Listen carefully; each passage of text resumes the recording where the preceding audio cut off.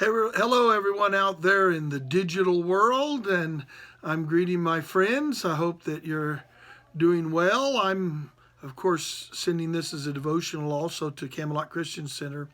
But church family, we want to recognize that we're shut in, but we're not shut out from God or one another. There are so many ways to communicate. But I had a thought a couple of days ago, and I wrote it down on my notepad, and then I had to look up and find out who had said that. And I found out that in 1776, Thomas Paine, the great writer of common sense that influenced the American Revolution so much, wrote later in a pamphlet called The Crisis these words that came to my mind, and that was this: these are the times that try men's souls. These are the times we're living in, he said, that test people's personality and test their soul. And you know what George Washington did?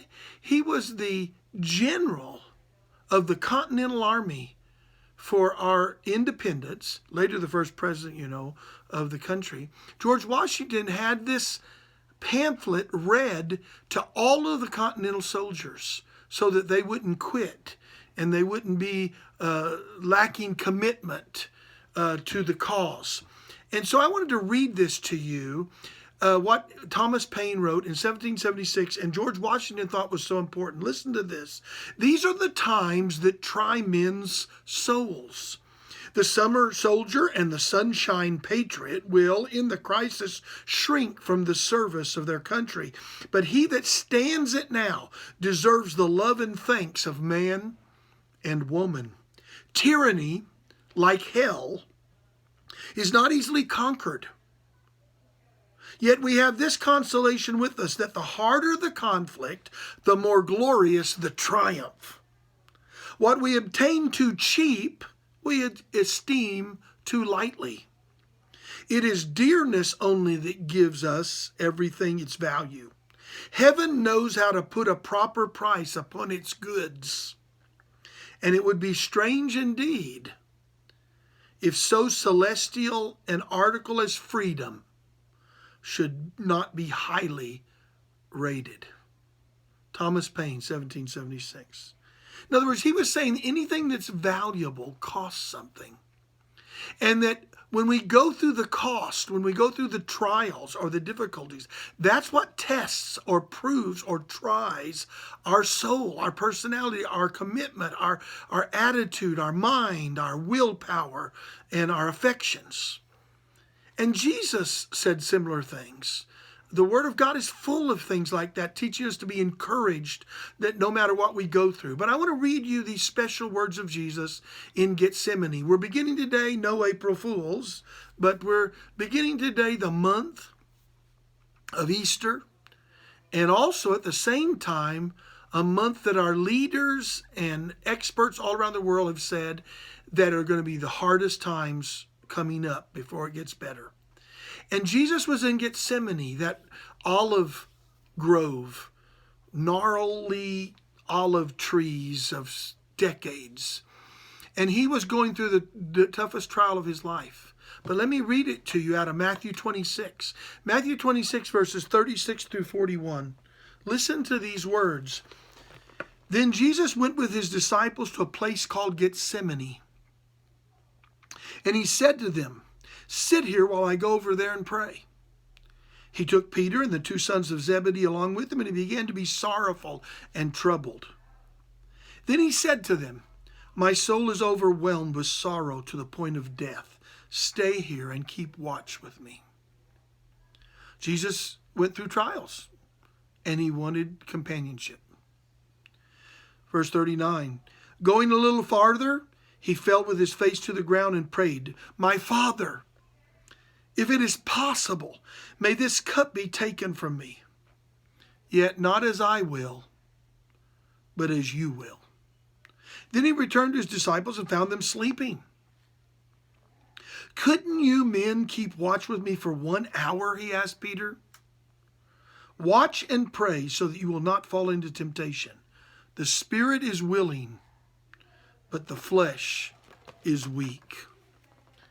I want you to see two things here. In Jesus, in his toughest time, It tested his heart. It proved what was in him. These are times that try men's souls. And this was the moment, the greatest time of temptation. And two things are super important here. One, Jesus said that he wished it wouldn't happen to him. His hope was he could get through this without what it was going to be. But nevertheless, God's will be done. Father, not my will, but your will be done. And that has to be our posture today. We don't want it to happen to us. We don't want to go through the things we don't want the sickness to touch our family or our lives. We don't want our country to be devastated and the world's economy to be destroyed. But nevertheless, God, your will be done. Whatever you're doing in people's hearts, however you're testing the souls of men, however you are sending and allowing the tests to go to the hearts of people, your will be done, Lord. And secondly, Jesus says, watch and pray so that you will not fall into temptation. The spirit is willing, but the flesh is weak. This is such an important thing, that even though we go through all sorts of stuff in this world, there is a way not to fall into despair, despondency, depression. There's a way not to be so down. And that is, we can watch and pray. To watch is to be vigilant, to pay attention, to be alert, like you're taking care of your home. You're watching to make sure that nobody breaks in.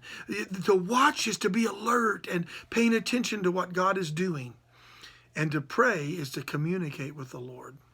It is to talk to the Lord and then let him talk to you. And so our job today is, number one, have the peace in our heart that comes when we say, Lord, I can't control circumstances. Your will be done. Your will be done. And secondly, to keep watching and praying. Be alert. Be vigilant. Do the right things. The rules of hygiene and being quarantined, Watch, be alert, be vigilant, but pray, pray, pray. And this is what will bring us not only peace, but joy in circumstances that are destroying everybody else. Why? Because these are times that try the souls of men, but they will find us ready. They will find us. These times, this time of this virus will show that we have got our priorities straight, and we want God's will above everything, and we're closer to the Lord than ever. I hope that's true for you. We love you. God bless you. See you soon.